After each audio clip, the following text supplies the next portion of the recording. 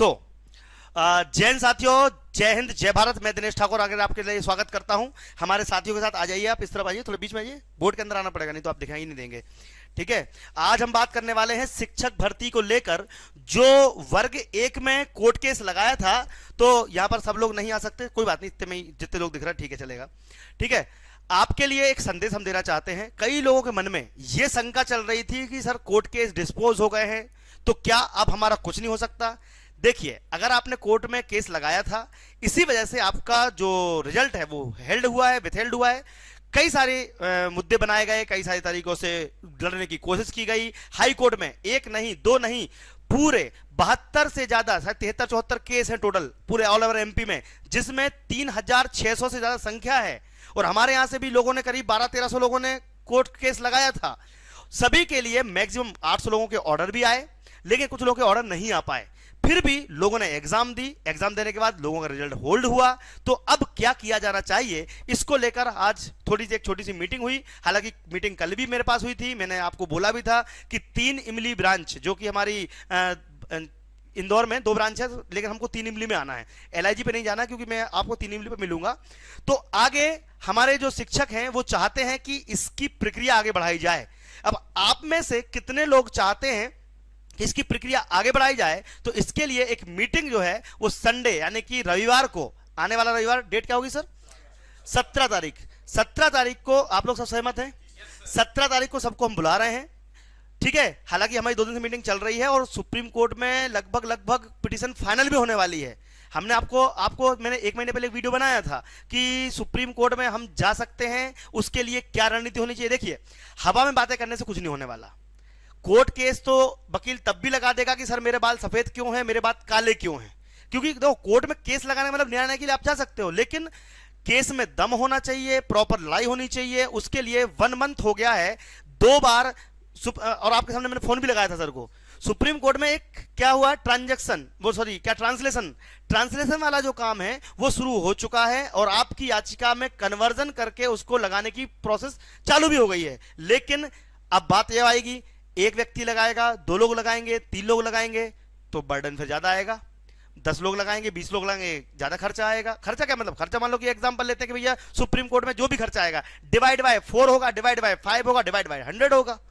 तो कहने का मतलब यह है कि अगर आप लोग चाहते हैं, जितने लोगों ने पिटीशन लगाई है, नंबर अच्छे आए हों या नहीं आए हों, हम बात बाद में करेंगे, क्योंकि सिलेक्शन किसका होगा वो हमारे सर अच्छे से बता पाएंगे। क्योंकि कई बार बच्चों को यह लगता है कि यार हमारे नंबर तो 45 है, हमारे नंबर 48, हमारे नंबर 50 है, 100 है, या जो भी नंबर आए हैं, 100 में तो पेपर ही था, तो जितने भी नंबर आए हैं, अगर नंबर कम आते हैं तो फिर क्या सिलेक्शन हो सकता है। तो सर लोग बाहर से आए हैं, आज हमारी काफी समय तक बहस हुई, बात हुई, सब मुद्दे रखे गए, और यही बहस आपको भी करना है। देखो, केस लगाने के लिए कोई जिम्मेदार नहीं है, ये व्यक्ति जिम्मेदार नहीं, मैं जिम्मेदार नहीं हूं।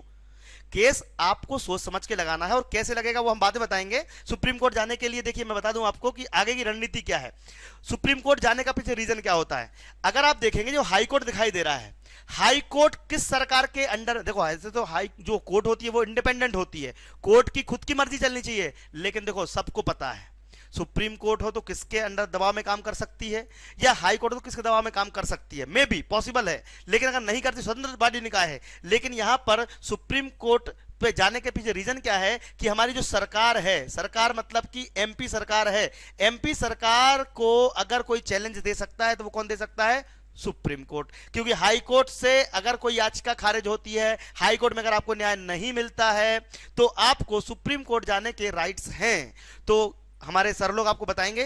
लीजिए सर, आपको 2 शब्द लिख दीजिए, हम डेट बता देते हैं। 17 मार्च रविवार है ना, रविवार, और समय भी लिख देते हैं 12 बजे, और स्थान क्या है, दीप्ति सिंह एकेडमी, 3 इमली ब्रांच। ठीक है, ब्रांच का ध्यान रखना, 3 इमली ब्रांच, दोनों ब्रांच में 3 इमली में ही आना है। लीजिए सर, आप कुछ बच्चों को संदेश देना चाहते हैं, दे दीजिए।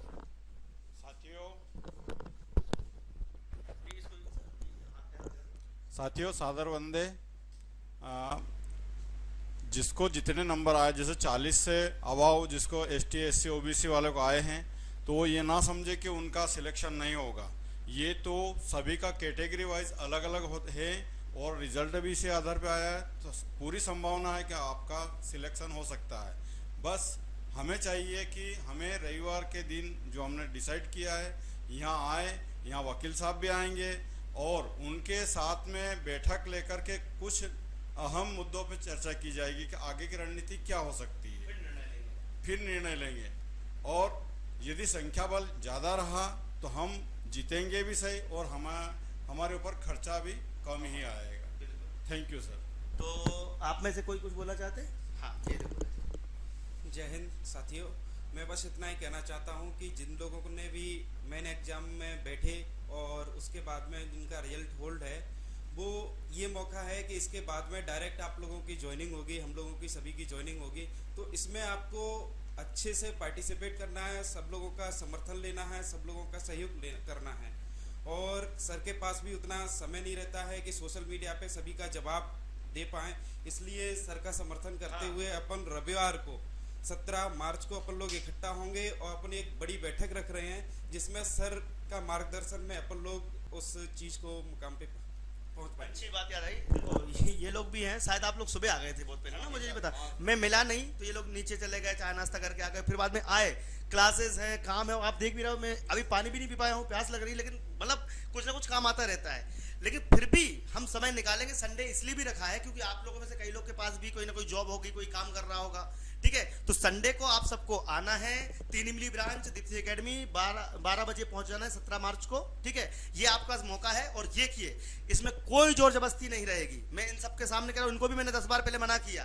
देखो, केस लगाना बड़ी बात नहीं है, केस को प्रॉपर तरीके से लगाना और जिसके मन में इच्छा हो कि यहाँ आगे लड़ना है अंत तक, क्योंकि देखो लड़ाई कोर्ट में हो चाहे आपकी क्रिकेट के मैदान में, हार जीत चलती है, लेकिन जब तक आप लड़े नहीं, तो आप अपने हक की तरफ लड़े नहीं, तो फिर पता कैसे चलेगा कि आखिर वास्तव में प्रॉब्लम कहाँ है। इसमें एक चीज बता दूं, कई लोग के दिमाग में संशय होगा कि सर सुप्रीम कोर्ट क्यों जा रहे हैं। आपको पता होगा कि बहुत सारे ऐसे स्टेट्स हैं जहां पर 40% के मुद्दे पर ज्वाइनिंग होती है, 40%, ऐसे उत्तराखंड हो गया, राजस्थान, अरे अपने एमपी में ही देख लो, पटवारी की परीक्षा हो गई, आपकी सेट की परीक्षा हो गई, आपकी पीएससी परीक्षा हो गई, 40% जब आपको अलाउ किया जा रहा है, तो फिर ये कहाँ का न्याय है। हालांकि अब जो भी होगा, इन्हें गैजेट निकाल दिया, ये लोग चाहते नहीं थे कि भाई 40% में भर्ती हो, लेकिन उसका न्याय सुप्रीम कोर्ट में मिल सकता है। इसी उम्मीद से हम लोग आगे बढ़ेंगे। अगर आप लोग तैयार हैं तो आइएगा 17 मार्च को, और जय हिंद, लड़ेंगे जीतेंगे। करा दी जाएगी।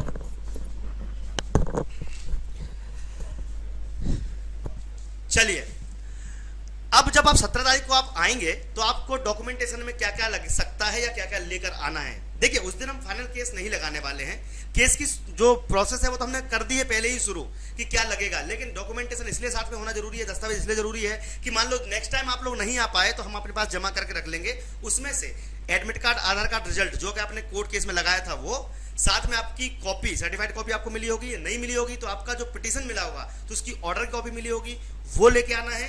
साथ ही साथ अगर वो भी नहीं है, कई लोग के ऑर्डर भी नहीं आए थे, तो जो केस लगाया था उस केस का नंबर भी लेके आ जाओगे तो हम वो डॉक्यूमेंटेशन हम निकलवा लेंगे। डॉक्यूमेंट हम निकलवा लेंगे, उसकी दिक्कत नहीं है, लेकिन हाँ, जो लोग लाएंगे तो कम से कम हमारा काम आसान हो जाएगा, ठीक है। तो 17 तारीख को मिलते हैं। जय हिंद, जय भारत। लड़ेंगे भी और जीतेंगे भी साथियों, लड़ेंगे भी और शानदार तरीके से जीतेंगे भी। जय हिंद।